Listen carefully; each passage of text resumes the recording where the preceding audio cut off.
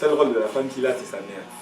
Quand il sort de la maison, toutes les autres personnes sont des personnes inconnues. D'où le traitement des femmes particulièrement, comme la jeune demoiselle a mentionné plus tôt dans la conversation. Donc je pense que c'est un travail d'équipe et je pense que la solution, ce n'est pas une seule personne qui peut apporter ces solutions, mais c'est chacun d'entre nous en travaillant ensemble. C'est un bon point. Le rôle de la communauté. Oh, it's fine. I totally agree that it's not solely the mother's role, but I do believe there is a certain importance when it comes to the things that we replicate. And I think a lot of women have internalized misogyny that they pass on to their sons. I think a lot of black women have internalized colorism that they also pass on to their sons.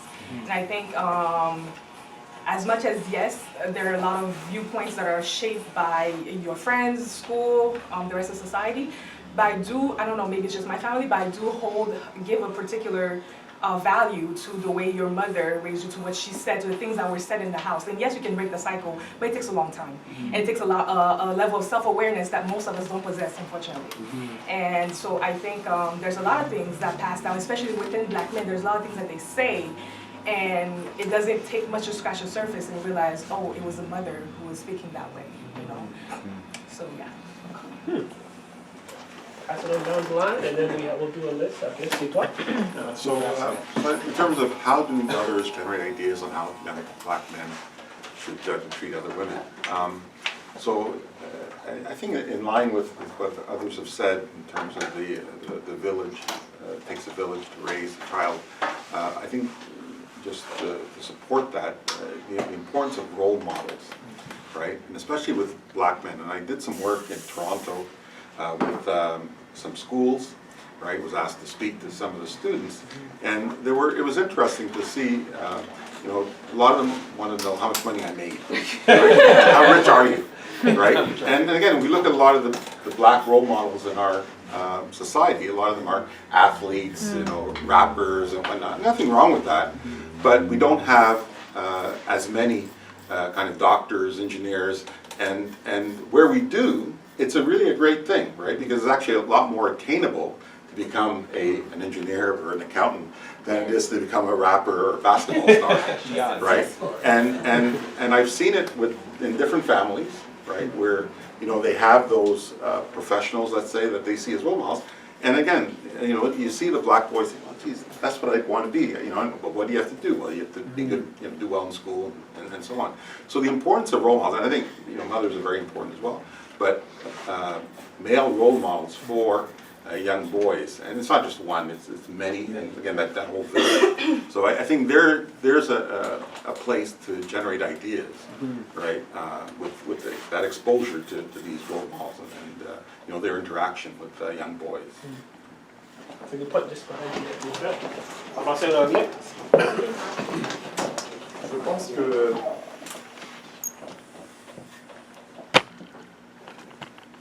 le jugement, comme Madame a dit, le jugement fait partie de la nature humaine. Parce que on voit beaucoup de personnes qui jugent. On juge nous-mêmes. Vous voyez, je ne sais pas, un chien qui marche avec la queue baissée, vous allez dire, ah, il a été battu. Vous jugez. Vous ne savez pas si c'était le cas. Donc je pense que ça arrive souvent que les êtres humains vont juger, même ceux qui disent qu'ils ne jugent pas, à un moment ou à un autre, ils vont juger. Donc le côté jugement, je comprends votre point, je le soutiens. On ne devrait pas juger, mais dans la majorité des cas, je pense que tout le monde porte un jugement. Personnellement, je pense que, bon, je ne connais pas tous les cas. Moi, ma mère n'est jamais venue me donner de conseils ou de me dire comment je devais traiter une femme. Je pense personnellement que j'ai vu comment l'entourage familial se comportait. En je ne sais pas combien d'années de mariage de mes parents, je n'ai jamais vu de bagarre. Quand ils ont des problèmes, s'ils ne s'entendent pas ou bien ma mère est fâchée, pas qu'ils ne se fâchent pas, c'est un couple. Il y a toujours des petits problèmes. Ça se passe dans la chambre. Les enfants ne sont pas au courant. Nous, on est dehors, on fait nos affaires. Eux, ils règlent leurs problèmes à l'intérieur. C'est sûr que si quand j'avais grandi, j'avais vu mon père pousser ma mère ou la traiter de nom, whatever, peut-être que aujourd'hui je ne serais pas comme ça. Ça c'est, comme on dit dans le village, la famille proche et mes oncles, mes tantes, j'ai jamais vu de bacard. J'ai entendu qu'il y a un couple, un oncle, une tante, ça s'est pas bien passé et tout, mais je ne l'ai jamais vu visuellement. Deuxième chose, il y a l'entourage. Si aujourd'hui, certaines personnes appellent des femmes par des noms que je nommerai pas, ils ont appris quelque part, ou ils l'ont vu quelque part. La plupart du temps, c'est soit dans la rue, soit tout ce qui est culture populaire. Que ce soit le rap, ou que ce soit le foot, ou que ce soit des gens qui sont fâchés à la télé, qui s'expriment. Et là, ça sort, c'est pas censuré. Ils l'apprennent. Mais ils ont l'option, en fonction de la façon dont ils ont été éduqués ou comment ils ont forgé leur caractère, de le sortir en public ou pas. J'utilise les mots dont je parle. Mais vous n'allez jamais me voir utiliser ça avec vous dans ce groupe. Si je suis avec mon frère ici en train de parler, you know this, mais je ne vais jamais venir ici dans le groupe et puis le dire. Contrairement à certaines personnes qui auront grandi sans forcément avoir plus ou moins de rôle modèle ou whatever pour leur dire que, écoute, le mot tu peux le connaître, mais sache où tu vas l'utiliser. Vous allez le voir dans le métro, des jeunes de 17 ans en train de parler. Yo man, je t'ai mana. Et puis allez, ça sort le mot. Mais autour de vous, là, il y a des gens de tous les âges. Il peut y avoir des enfants, il peut y avoir des adultes. C'est un manque de respect. Est-ce que c'est la mère qui doit réagir par rapport à ça? Est-ce que c'est le père qui doit réagir par rapport à ça? À partir de quel âge il faut commencer à porter un jugement ou à essayer de corriger l'enfant à ce sujet-là? Je pense que, comme je disais au départ, il y a plusieurs facteurs. C'est sûr que la communauté, la religion, quand monsieur parle de religion, je suis d'accord avec lui jusqu'à un certain point. On est tous allés à l'église. Certains sont allés à la mosquée, certains, chacun sa religion. Dans ces gens qui sont allés dans ces religions, est-ce qu'il n'y en a pas qui traitent mal les femmes? Il y en a. Je suis d'accord avec son point, je ne dis pas le contraire. Mais disons les choses comme elles sont. Il existe des gens qu'on a pris pour des modèles. Tu vas entendre demain, tel pasteur a fait ça, tel imam a fait ça, tel... Ces gens-là, ils sont nés, ils ont grandi quasiment aussi dans la religion. Et c'est arrivé. Donc je pense que c'est une pression vraiment large avec beaucoup de facteurs qui peuvent... Excellent. Vous avez quelque chose à ajouter? On a un autre point. We heard about the importance of the community and your influences in treating women. Ouais, j'ai deux points. Déjà, la mère, dans la façon dont elle a élevé, je pense que sa façon de réagir, je pense que j'ai quelqu'un qui l'a dit, sa façon de réagir à interagir, que ce soit avec son compagnon ou avec la société, donne une grande image à son enfant de comment est-ce qu'une femme est ou c'est quoi l'image de la femme ou le modèle de la femme. Donc, je pense qu'on peut donner des idées, mais c'est vraiment l'amour que la mère a pour elle-même et comment est-ce qu'elle comment est-ce qu'elle arrive à garder son verre plein. Qui va vraiment donner une image, quelle est l'image que le garçon aura. Je pense, en tout cas, ça c'est ma perception, qu'une femme heureuse, une femme heureuse, c'est une mère heureuse. Fait que, dans ce sens-là, ça c'est une partie. Une autre, c'est que dans la culture africaine, on ne parle pas beaucoup à sa mère. Tu vas présenter la femme que tu vas épouser, mais tu ne vas pas présenter le reste. Mais tu ne vas pas non plus en parler à ta mère de tes relations, de tes petites copines et autres. Elle-même ne voudra même peut-être pas le savoir. Mais je pense qu'il y a l'aspect de communication, plus, comme tu dis, être meilleure amie avec sa mère, a vraiment un impact. Parce que si tu as de la facilité ou ce pont de communication est là, peu importe ce qui arrive, tu es capable de parler à ta mère et non de choisir, de te dire, OK, c'est la femme que je vais présenter à ma mère et puis je n'ai pas le reste. Intéressant. Oui, juste, je pense que ça c'est important. And at this juncture too, I think you said it without pointing you. That's rude. Like you said it. Des fois, l'homme va décider de comment traiter la femme et à quelle femme qu'il va donner qu'il va donner le respect finalement.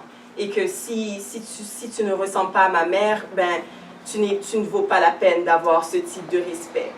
Donc, je pense que ça, c'est quelque chose que les mères doivent faire et dire que peut-être que moi, j'ai ce comportement. Et c'est pas parce qu'une femme couche avec 10 000 hommes que ça la rend less deserving of your respect. Tu peux décider de ne pas participer dans this party, you know.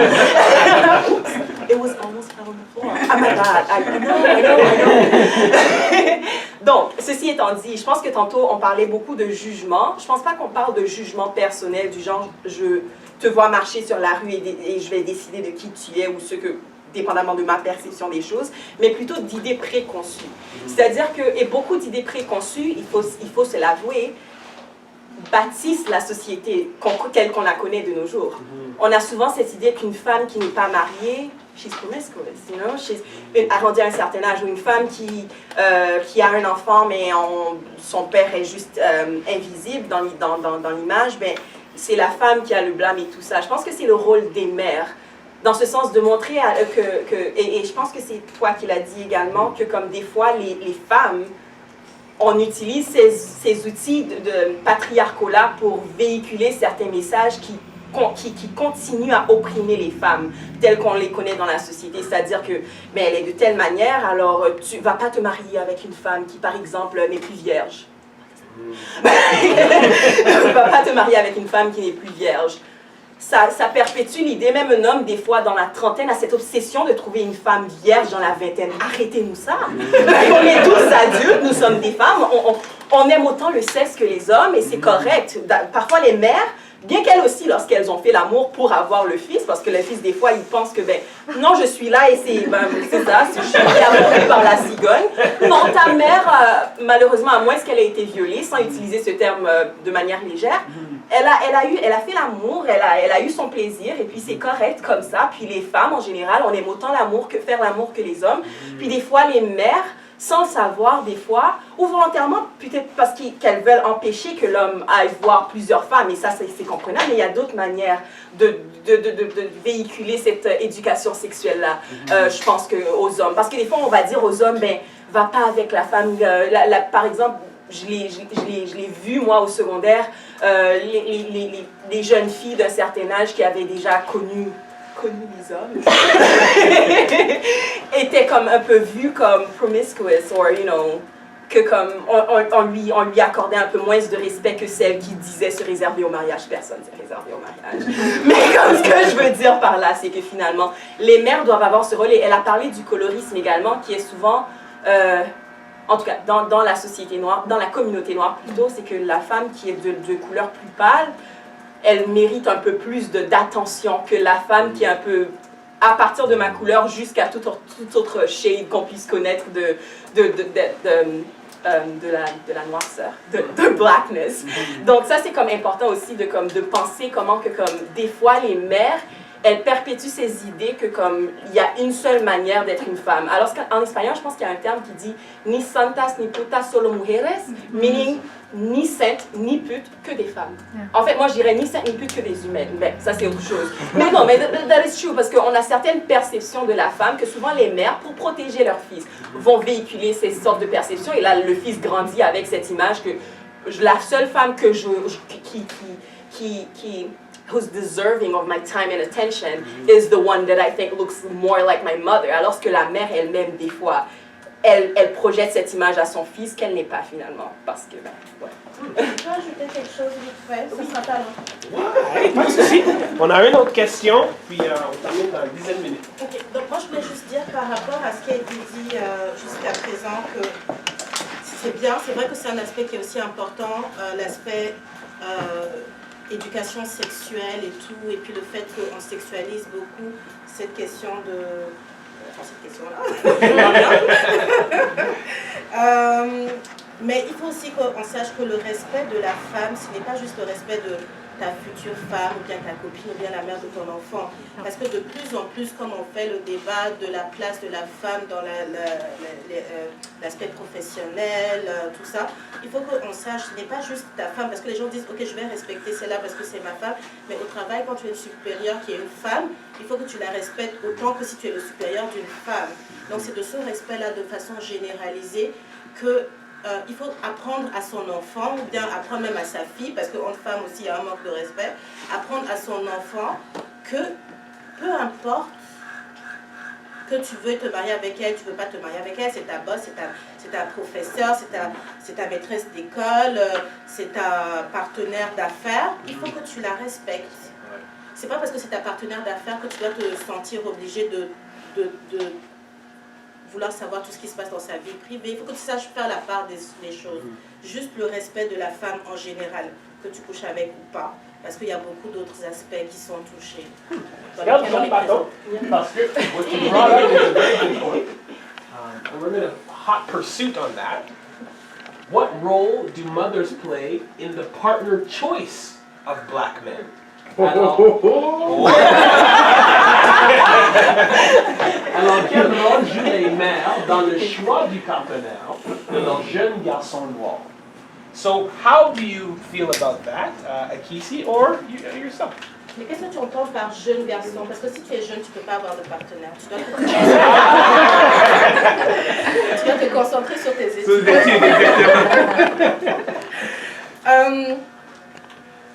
Moi, personnellement,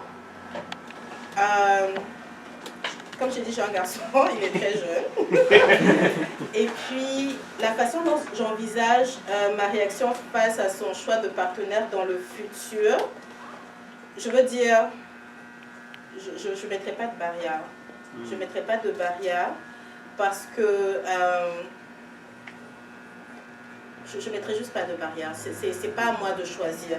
Je me dis qu'avec les valeurs que je lui inculque, je dois être quand même assez outillée pour choisir la personne. Et personne n'est à l'abri d'une erreur, c'est sûr.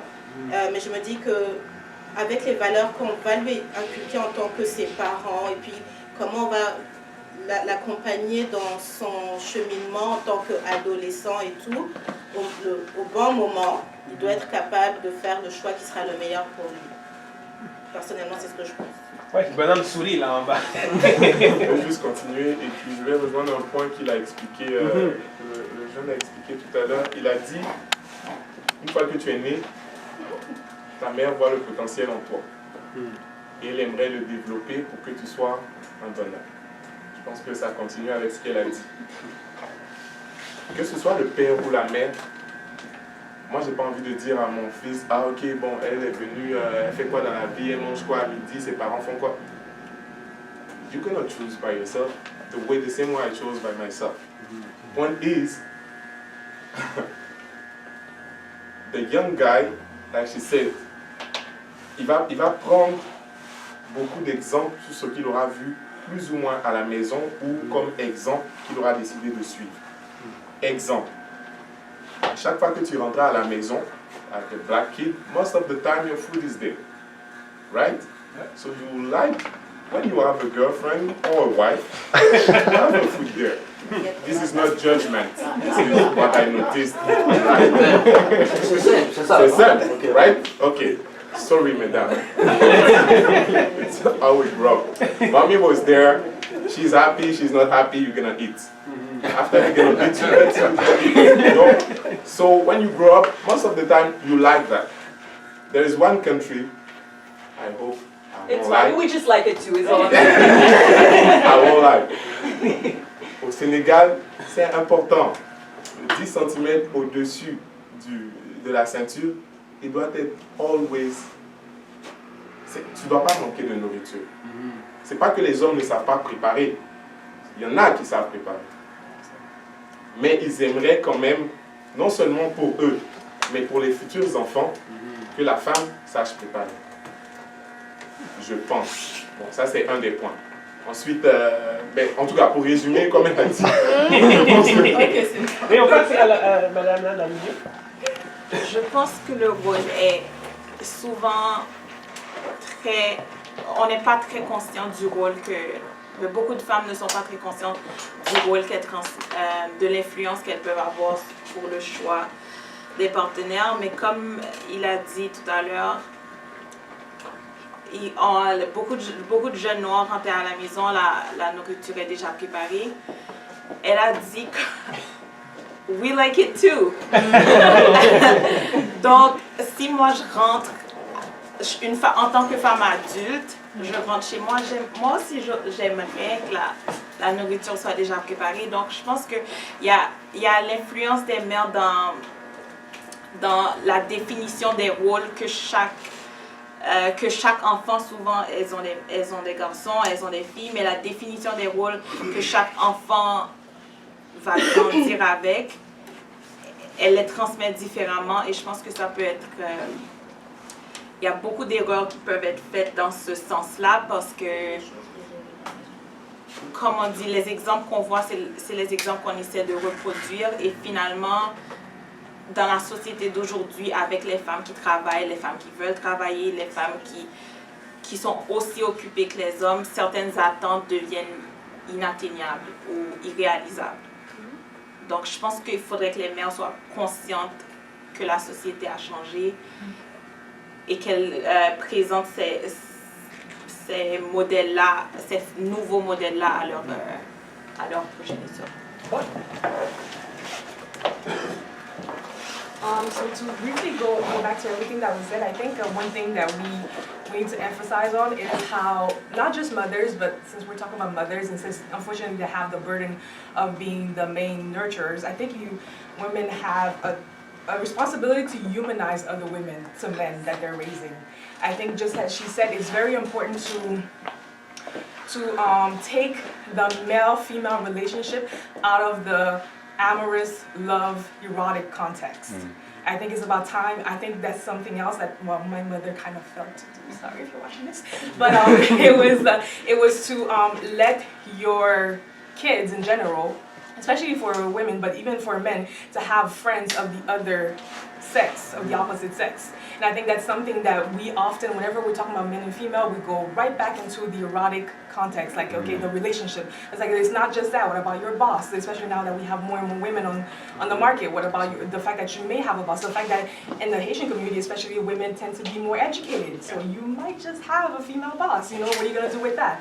And so I think that it's our role, especially as mothers, I'm not a mother yet, so take everything I say with a grain of salt, because I'm not change my mind, but I think our role is to humanize women and to show that there are different models of being women, and that the way I am is not necessarily the way every other woman is going to be. Now, when it comes to the partner choice, I think, me personally, the way I would do it is that it's the same way I would do it for every other choice that he will have to make. I have my expectations, but then you make your choice.